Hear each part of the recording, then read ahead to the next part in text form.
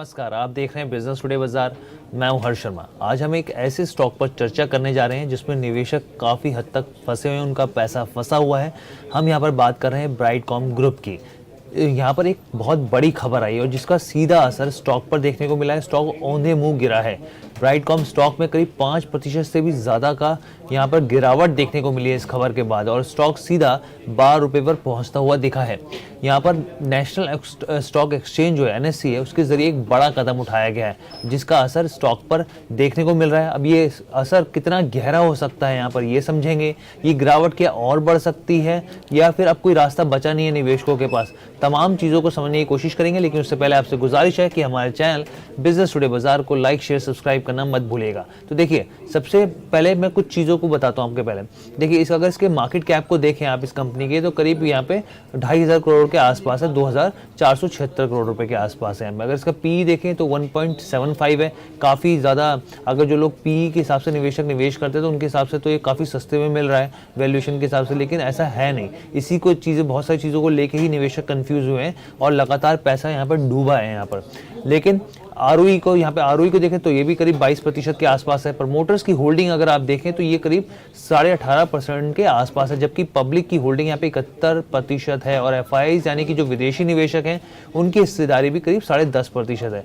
अब आप सोचिए, पब्लिक की होल्डिंग 71% है और यहाँ पे जो प्रमोटर की होल्डिंग है वो 18% है। कितने निवेशक यहाँ पर फंसे और लगातार ये जो स्टॉक है इसमें गिरावट देखने को मिल रही है। आप देखिए, अगर एक महीने का ही मैं इसको देखूँ स्टॉक, तो करीब 20% ये स्टॉक नीचे जा चुका है। 6 महीने में 28.5% नीचे जा चुका है और एक साल में भी करीब 17% ये स्टॉक नीचे जा चुका है। अब खबर क्या आई है और उसके बाद अब करना क्या है, तो चलिए सबसे पहले मैं आपको खबर बताता हूँ। खबर यहाँ पर सबसे ये है कि NSE की ओर से ब्राइटकॉम ग्रुप का रिक्लासिफिकेशन किया गया, जिसके तहत Z कैटेगरी में स्टॉक को डाल दिया गया है।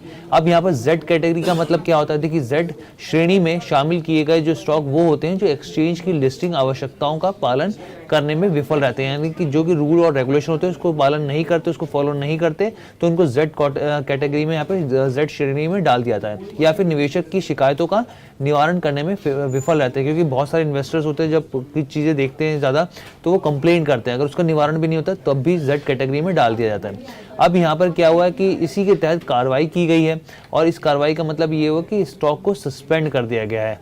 जी हाँ, स्टॉक को सस्पेंड करने का फैसला किया गया। जून महीने के मिड में ट्रेडिंग सस्पेंड कर दी जाएगी यहाँ पर, और जब वापस ट्रेडिंग बहाल की जाएगी तो खबरों की माने अगर यहाँ पे तो मीडिया रिपोर्ट्स की, तो हफ्ते में एक ही दिन यानी कि सोमवार को ही इसकी ट्रेडिंग की जा सकेगी। अब इसका अंदाजा आप खुद लगा सकते हैं कि स्थिति क्या होगी। अगर आप सोचिए हफ्ते में एक दिन ट्रेडिंग होगी तो कहाँ निवेशक बचेगा और कहाँ वो बचेगा। मतलब एकदम ये स्टॉक की हालत और ज़्यादा खराब हो सकती है यहाँ पे। और इसके साथ ये भी बता दूं मैं आपको कि निफ्टी माइक्रो कैप 250 और निफ्टी टोटल मार्केट्स ने ब्राइटकॉम ग्रुप के स्टॉक को यहाँ से रिमूव कर दिया जाएगा, ये भी इस फैसले में सुनाया गया है।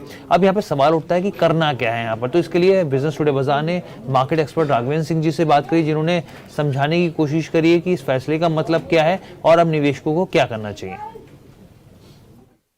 देखिए हर्ष, दो चीजें हैं। ये जो डिसीजन लिया गया एक्चुअली ये बहुत लेट से लिया गया। एक्चुअली ये कंपनी का फाइनेंशियल्स और इन कंपनी के बारे में जो है हम सबको पता है, पिछले 1-2 साल से कंपनी स्ट्रगल कर रही है अपने फाइनेंशियल को सुधारने के लिए, और प्रमोटर कहीं ना कहीं ऑफलोडिंग हर क्वार्टर में करते जा रहा है। तो NSE ने ये डिसीजन लिया, बहुत अच्छा डिसीजन, ये बहुत पहले लेना चाहिए था। लेकिन प्रॉब्लम ये है कि इसमें ऑलरेडी 2 से 2.5 करोड़ इन्वेस्टर ऑलरेडी स्टक हो चुके हैं। तो मेरे हिसाब से ये जो जो फैसला आया है काफी देर से है, बट जो भी फैसला है बहुत सही फैसला है। मुझे लग रहा है कि अभी अब यहाँ से एग्जिट करना बहुत मुश्किल है, और अगर ये कंपनी को जेड कैटेगरी में डाल दिया गया है तो कंपनी में एक्चुअली कुछ है नहीं करने के लिए। तो मेरे हिसाब से जो है ये वेलकम मूव है, और ये वेलकम मूव ऐसे और भी कितनी कंपनियां हैं उनको भी एक सीधा मैसेज जाता है कि अगर आप फाइनेंशियल ठीक नहीं करते, अगर आपकी कंपनी में गड़बड़ी है तो NSE आपको सस्पेंड कर सकता है। देखिए, मेरे हिसाब से निवेशकों को यहाँ पे एग्जिट करने के अलावा कोई ऑप्शन नहीं है।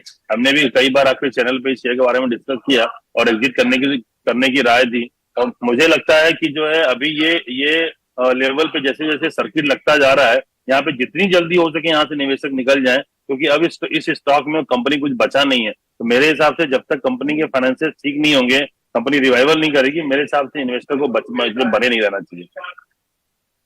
तो यहाँ पर आप साफ तौर पर राघवेंद्र जी का बयान सुने थे। उनका कहना है कि जो भी निवेशक यहाँ पे फंसे हैं उनको तुरंत निकल जाना चाहिए यहाँ पे, और सेबी को पहले ही कदम उठा देना चाहिए था, लेकिन अभी जो फैसला उठाया गया वो बिल्कुल सही उठाया गया है। यहाँ पर आपको ये बता दें कि शेयर बाजार के दिग्गज निवेशक शंकर शर्मा ने भी स्टॉक में, इस कंपनी में निवेश किया हुआ है। आपको याद होगा कि 22 अगस्त 2023 का आदेश आया था यहाँ पे, जो बाजार नियामक है सेबी, उन्होंने ब्राइटकॉम के तत्काल चेयरमैन जो रेड्डी जो हैं, SK रेड्डी जो है, उनको साफ तौर पर कहा गया था कि जो भी कंपनियों के निर्देशक पद हैं वहाँ से वो इस्तीफा दे दें, वहाँ से वो हट जाएं। ब्राइटकॉम ग्रुप में निवेशकों से गड़बड़ी के मामले में सेबी ने ऐसी कार्रवाई की थी। सुरेश के रेड्डी के साथ साथ यहाँ पे उनके पर तो प्रतिबंध लगाए गए थे। साथ ही यहाँ पे शंकर शर्मा है, जो दिग्गज निवेशक हैं, उनके समेत 25 लोग थे जो कि यहाँ पे BAG के शेयर को नहीं खरीद पाने के लेकर यहाँ पे उनका फैसला सुनाया गया था। तो ये ओवरऑल खबर थी आपको बताने के लिए कि ब्राइटकॉम के ऊपर बड़ा फैसला यहाँ पर लिया गया है, यहाँ पे NSE ने लिया है। अब जो ट्रेडिंग के क्या मायने रहेंगे वो भी हमने आपके सामने प्रस्तुत कर दी। कैसी लगी आपको ये वीडियो, कमेंट करके जरूर बताइएगा। धन्यवाद।